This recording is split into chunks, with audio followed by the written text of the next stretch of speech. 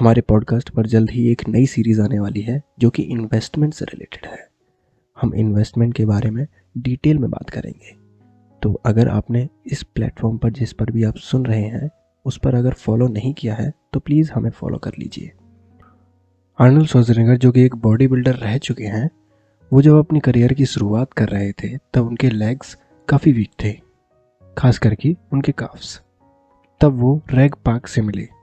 Rag park एक famous body builder थे उस समय के, और उनसे उन्होंने एक सवाल किया कि मैं अपने काफ्स कैसे बड़े कर सकता हूँ।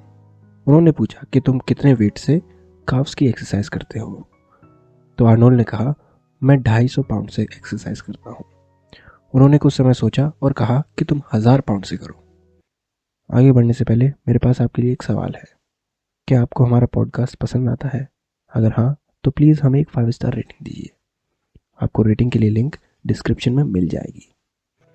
ये सुनकर वो थोड़े से चौंक गए, लेकिन चूंकि वो उन्हें अपना मेंटोर मानते थे, उनको एडमायर करते थे, तो उन्होंने ये फैसला ले लिया कि मैं 1000 पाउंड से काफ्स की एक्सरसाइज करूँगा। उन्होंने धीरे धीरे वज़न बढ़ाना शुरू किया और 1000 पाउंड तक आ गए। जब उन्होंने 1000 पाउंड से एक्सरसाइज की तब वो ढंग से चल भी नहीं पा रहे थे, लेकिन कुछ समय बाद ही उनके काफ्स लगभग 2 इंच ज़्यादा बड़े हो गए। मसल्स की इतनी अच्छी ग्रोथ इसलिए हो पाई क्योंकि उन्होंने अपनी कैपेसिटी से ज़्यादा वेट लिफ्ट किया। ये सब एक कॉन्सेप्ट की वजह से हुआ जिसे हम कहते हैं प्रोग्रेसिव ओवरलोड। प्रोग्रेसिव ओवरलोड में हम धीरे धीरे वेट बढ़ाते जाते हैं एक्सरसाइज के दौरान। जैसे आज हम 100 किलो से अगर एक्सरसाइज कर रहे हैं तो हम धीरे धीरे 1 महीने बाद या फिर 2 हफ्ते बाद हम उस वेट को बढ़ाएंगे, 110 केजी या फिर 120 केजी करेंगे। इसी प्रोग्रेसिव ओवरलोड की वजह से मसल हमारा टूट पाता है, क्योंकि मसल की भी कुछ स्ट्रेंथ होती है, और जब हम मसल की कैपेसिटी से ज़्यादा वेट लिफ्ट करते हैं तब मसल टूटते हैं और फिर वो रिपेयर होते हैं। और रिपेयर वो इस तरीके से होते हैं कि वो पिछली बार से स्ट्रॉन्ग बन के आए, और इसी तरह धीरे धीरे मसल का साइज़ बड़ा होता जाता है और हम और भी स्ट्रॉन्ग बनते जाते हैं। ये चीज़ हमारे ब्रेन पर भी लागू होती है, हमारी लाइफ में भी लागू होती है। जब भी हम अपने ब्रेन पर उसकी कैपेसिटी से ज़्यादा प्रेशर डालते हैं तब हमारा ब्रेन ग्रो होता है, हमारा माइंडसेट ग्रो होता है, तब हम एक्स्ट्राऑर्डिनरी चीज़ें कर पाते हैं।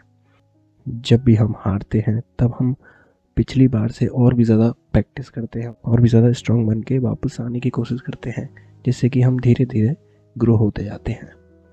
इसी तरह हमको हमेशा ग्रो होते रहना है, हमें नई नई चीज़ें सीखते रहना है, हमें नए नए काम करते रहनी है। इससे ओवरऑल हम लाइफ में आगे बढ़ते रहेंगे, हम नए नए अपॉर्चुनिटीज़ को देख पाएंगे जो हम आज शायद नहीं देख पा रहे हैं। अगर आपके मन में कोई सजेशन है, कोई बुक है या फिर कोई एक ऐसा टॉपिक है जिस पर आप चाहते हैं कि हम एक एपिसोड बनाएं, तो प्लीज़ हमें एक ईमेल कीजिए। हमारा ईमेल भी आपको डिस्क्रिप्शन में मिल जाएगा। इस एपिसोड के लिए बस इतना ही। अगले हफ्ते फिर मिलेंगे, तब तक के लिए अपना ख्याल रखें और सीखते रहें।